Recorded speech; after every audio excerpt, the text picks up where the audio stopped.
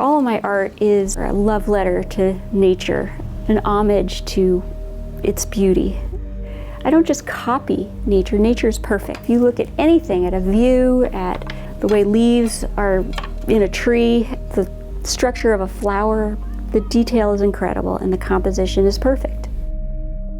And so to just copy it, what's the point of that? So I'm looking to make work that makes us think about ourselves in nature and how we relate to nature, and to keep us connected to our landscape.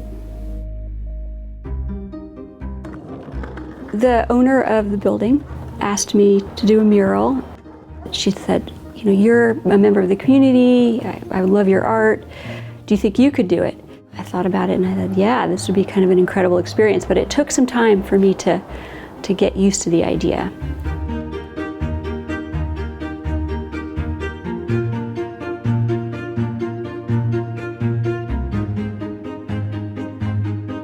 The environment is really what inspires me. Nature really inspires my work. It totally drives my art, so it made total sense to pick an issue that was really central to my artwork so that it would really mix. When I first read the Green New Deal, where it states to promote justice and equity by stopping current, preventing future, and repairing historic oppression, kind of blew my mind that was in the Green New Deal.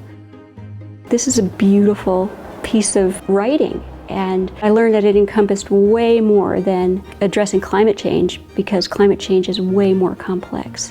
It's a social justice problem, it's also a human rights problem. It encompasses so many things. People don't entirely know what the Green New Deal says, and they may dismiss it, but it's actually a framework from which to govern, and so it's got a moral compass or outline to work from that would vary community by community on how you'd implement it.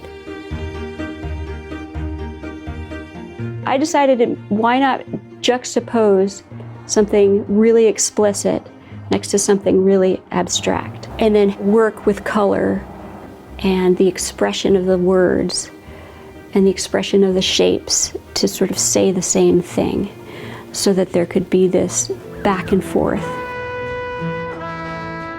Typical sign paintings, like, you know, barbershop, you know, or like hair salon or coffee shop. I knew that I was going to just have to kind of go back to old school techniques, which was like just chalk and a level and a ruler, and try to, you know, make the layouts, you know, kind of work with each other. David Bensler, a remarkable sign painter and a talented artist, created the lettering and the layout and the design of the lettering. She has a list of what she calls the emotions that she has as a relationship to certain colors that she chose in the mural. My liberty kind of begins and ends with responding to the word choices and what they mean to me. What was amazing was that he really responded to the language of what these things said, but also he brought the art and craft of sign painting to it.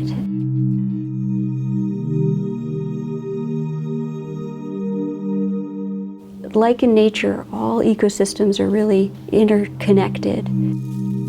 By addressing the climate problem, by embracing the complexity in a document from which to govern, just is remarkable to me. The title of the mural is The Interconnectedness of All Living Things. This mural takes the actual language of the Green New Deal. It really celebrates the beautiful words. House Resolution 109 is the Green New Deal, and that was introduced into the 116th Congress, the first session, in February of 2019. We have aspirations like building resiliency against climate change-related disasters, restoring and protecting threatened, endangered, and fragile ecosystems. I love the way David made fragile pop out. Like, that is a really important word. I love that youth was a big part of it, that equity is a huge part of it, a part of the Green New Deal, a part of preserving the environment. To have these be the guiding principle from which to create policy seemed amazing. I wanted the colors of the main part of the mural to be really bold and to be dynamic, and the shapes to almost assault us, because our environment is worth preserving. The health of our planet is at stake.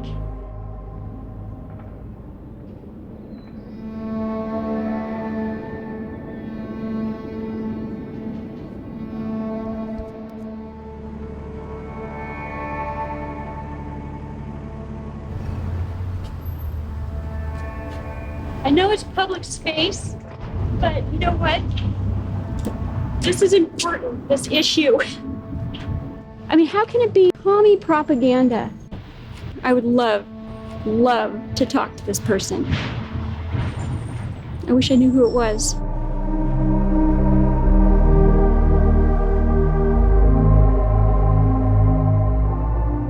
I had the lettering wrap around the corner of the building. Because as a society, we're going to need to turn the corner and think about things in different ways and be really assertive and set boundaries about what is tolerable and what is not tolerable. And certain policies that particularly white communities benefit from are going to have to be altered. We're going to have to give up things that we're used to. I'd like to argue that a lot of things will be better.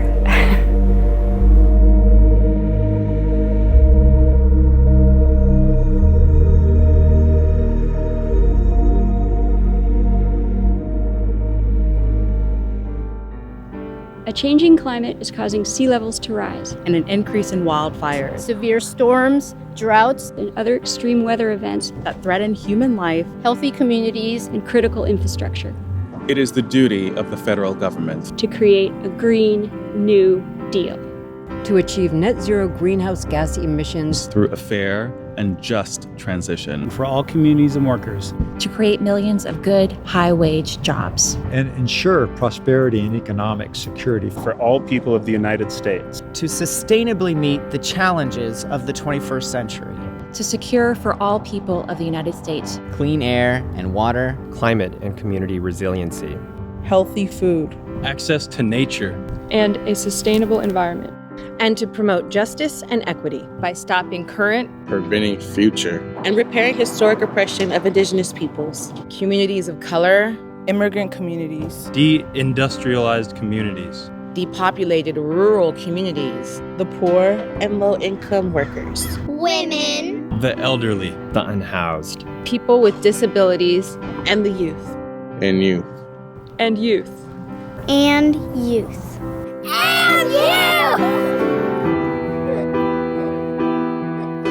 That's what we need to do. We need to get behind the Green New Deal to protect the planet. We have to.